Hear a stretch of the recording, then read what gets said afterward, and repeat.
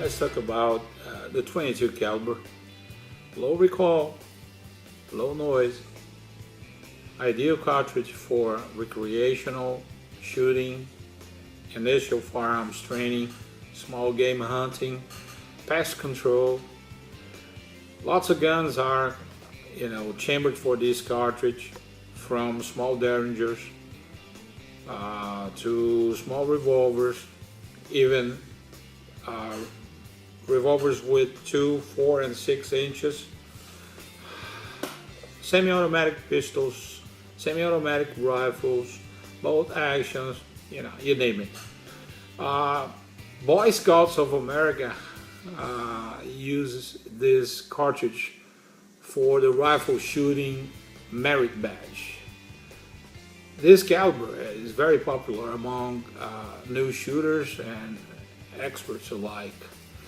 The rimfire round is commonly packaged in boxes of 50 or 100 rounds, but you can find, as I found the other day, a can of 350 rounds. I think I paid like $17 for it. And, you can have 10 bricks totaling 5,000 rounds.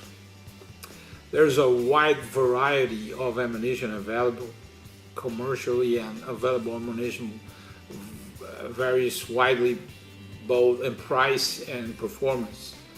Bullet weights among commercially available ammunition range from 20 to 60 grains, and velocities from 575 to 1,750 feet per second. And it's just a plethora of options. But we can talk about this caliber. The caliber itself is a 22 long rifle. It's about the same caliber of the 22 short, 22 extra long. What differ from each other is the fact that some have a shorter case, some others are longer. Excuse me. But the diameter of the case is about the same. So if there's a metric designation for it, 5.6 by 15 rimmed. So I think it is important to every person to know a little bit about the history of this cartridge. And it was created in 1887. There was a designer, also a company, J. Stevens Arms and Tube Company. It's the most sold caliber in the world. Is by far the the caliber that killed more people in the world. There's a lot of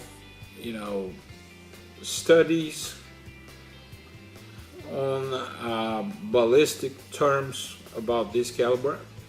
It doesn't appeal on the knockdown power side, meaning knockdown power is a myth. Okay, I was never a fan of this concept.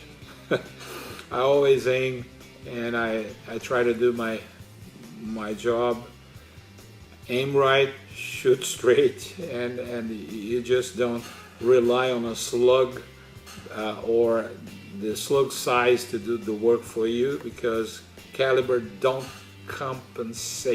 not compensate for bad technique.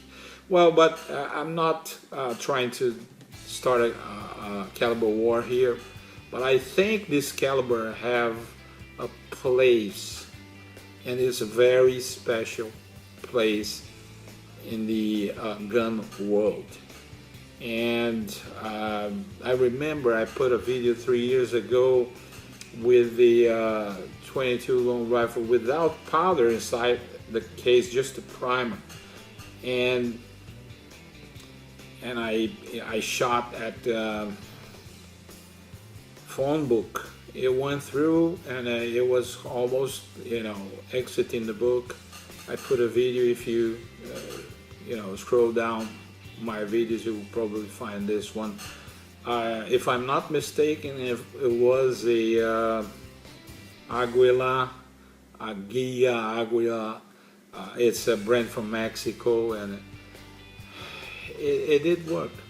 So I don't consider any caliber too weak or too strong.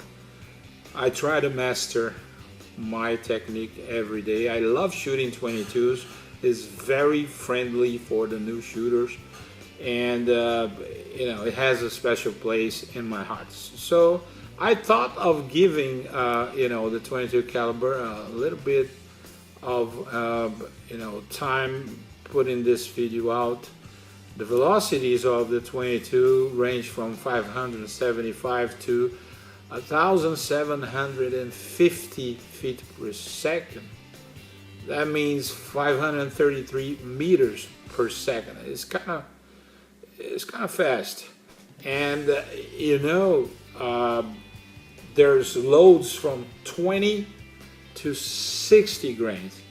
So it's very versatile. It is a caliber that you might consider if you don't have anything.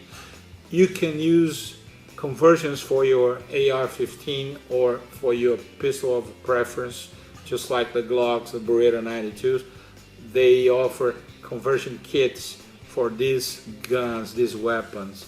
Okay, even 1911 and CZ Model 75 have dedicated conversion kits for the 22 long rifle.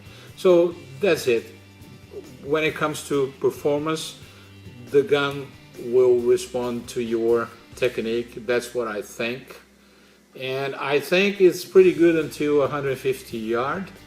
Is very easy to follow up with some guns, and I'm not gonna say that Derringer 22,